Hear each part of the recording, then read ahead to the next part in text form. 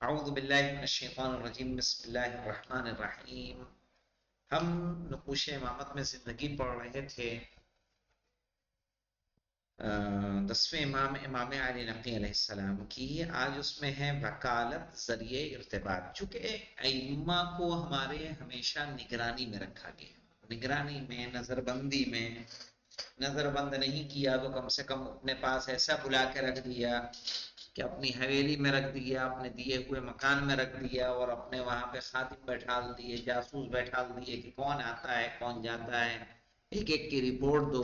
پھر پتا چلا کہ کوئی آپ سے ملنے گیا ہے اور اسی کے گھر پہ چھاپا مار دیا گیا، اس پہ تشدد کیا گیا، اس کو جیل میں ڈال دیا گیا۔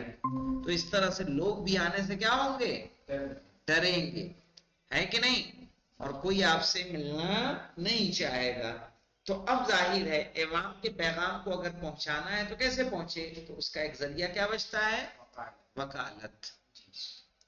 کہ عباسیوں کے دور میں اماموں اور آپ کے شیعوں کو کہ جن بحرانی حالات کا سامنا تھا، عثمان بن سعید کا نام سنا ہے کہ نہیں سنا ہے؟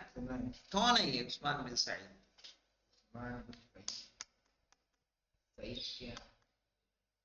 کون ہے بھائی؟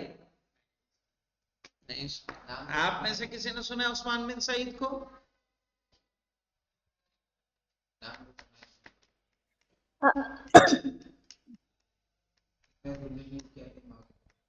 کیا کیا تھا؟ ظلم کیا تھا۔ ارے بھیا 12ویں امام کے نائب خاص ہیں یہ۔ پہلے نائب خاص کون ہیں؟ عثمان بن سعید۔ پھر دوسرے ہیں ان کے بیٹے محمد بن عثمان۔ تیسرے ان کے نائب ہیں حسین بن روح۔ چوتھے ان کے نائب ہیں علی بن محمد سمری۔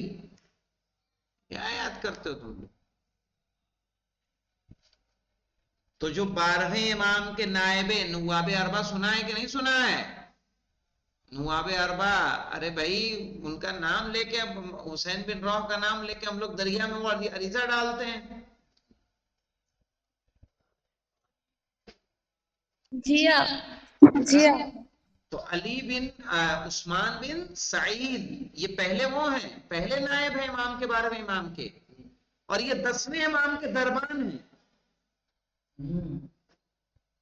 کیا ہے؟ دربان سمجھتے ہو؟ دربان جو دروازے پہ کھڑا رہتا ہے، کون اندر جائے گا کون اندر نہیں جائے گا، کون ہے وہ؟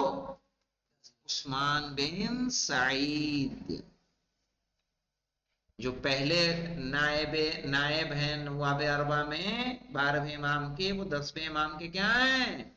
دربان ہیں، دربان۔ عباسیوں کے دور میں اماموں اور آپ کے شیعوں کو جن بحرانی یعنی جن مصیبت کے حالات کا سامنا تھا، ان کی بنا پر وہ اس بات پر مجبور ہوئے کہ اپنے شیعوں سے رابطہ برقرار رکھنے کے لیے کسی جدید وسیلے کا سہارا لیں۔ جدید وسیلہ ہے کوئی نیا طریقہ اپنائیں، اور وہ امام کی جانب سے مختلف علاقوں میں اپنے نمائندوں اور وکیلوں کو بھیجنا تھا تاکہ ان کے ذریعے سے ارتباط برقرار رکھا جا سکے۔ اس کا اصلی مقصد یہ تھا کہ وکلا کے ذریعے خمس و زکوٰۃ، نذورات اور ہدایہ کو مختلف علاقوں سے جمع کر کے امام کے سپرد کیا جائے، اور امام کی جانب سے شیعوں کی فقہی اور عقیدتی مشکلات کا جواب دیا جائے۔ ان کے جو مسائل ہیں اس کا جواب چاہیے کہ نہیں چاہیے؟ نیز امام کے وکیل کے ذریعے سے ان کی سیاسی توجیح کی جائے۔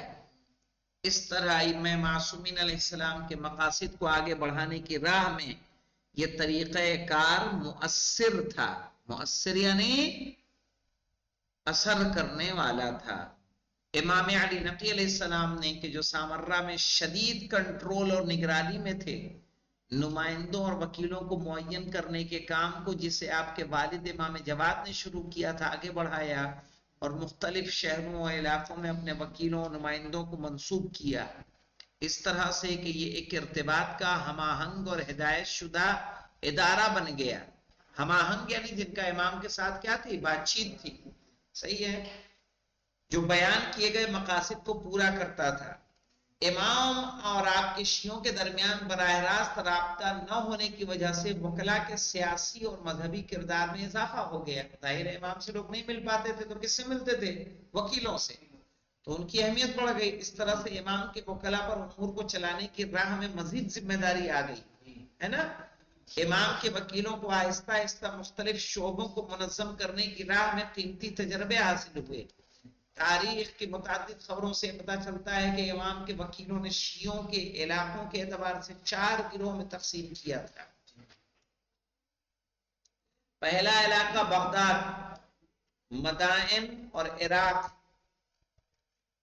کوفے کو شامل ہوتا تھا. صحیح ہے. دوسرا علاقہ بصرہ، اہواز کو شامل تھا. تیسرا علاقہ قم اور حمدان، اور آخری علاقہ حجاز اور یمن اور مصر کو شامل ہوتا تھا. صحیح ہے. ہر علاقہ ایک مستقل وکیل کے حوالے تھا کہ جس کے زیر نظر علاقائی نمائندے منصوب کیے جاتے تھے. یعنی ادھر وکیل ہے اور وکیل وہاں سے پھر علاقے وائز لوگوں کو معین کر دیتا تھا. اس ادارے کے اقدامات کو حضرت امام ہادی یعنی 10ویں امام کے دستور العمل میں دیکھا جا سکتا ہے. تاریخ میں ہے کہ آپ نے 232 ہجری میں اپنے علاقائی وکیل بغداد میں علی بن بلال کے نام ایک خط میں اس طرح لکھا تھا: میں نے علی بن حسین بن عبدر بہ کی جگہ ابو علی بن راشد کو منصوب کیا ہے. میں نے اس بنا پر یہ ذمہ داری اس کو سونپی ہے چونکہ اس کے اندر بحد ضرورت صلاحیت موجود ہے. اس طرح سے کوئی شخص اس پر تقدم نہیں رکھتا. میں جانتا ہوں کہ تم اپنے علاقے کی بزرگ فرد ہو. اسی بنا پر میں نے چاہا کہ تم کو ایک علیحدہ خط لکھ کر اس موضوع سے باخبر کروں. ساتھ ہی ضروری ہے کہ اس کی اطاعت کرو اور جمع کی ہوئی رقوم شرعیہ کو اس کے حوالے کرو. ہمارے دوسرے شیعوں سے بھی ایسا کام کرنے کی درخواست کرو اور انہیں اس طرح سے باخبر کرو کہ اس کی مدد کریں تاکہ وہ اپنے فرائض کو انجام دے سکے. یعنی امام خط لکھ کے ذریعے اس کی تائید بھی کر رہے ہیں. صحیح ہے.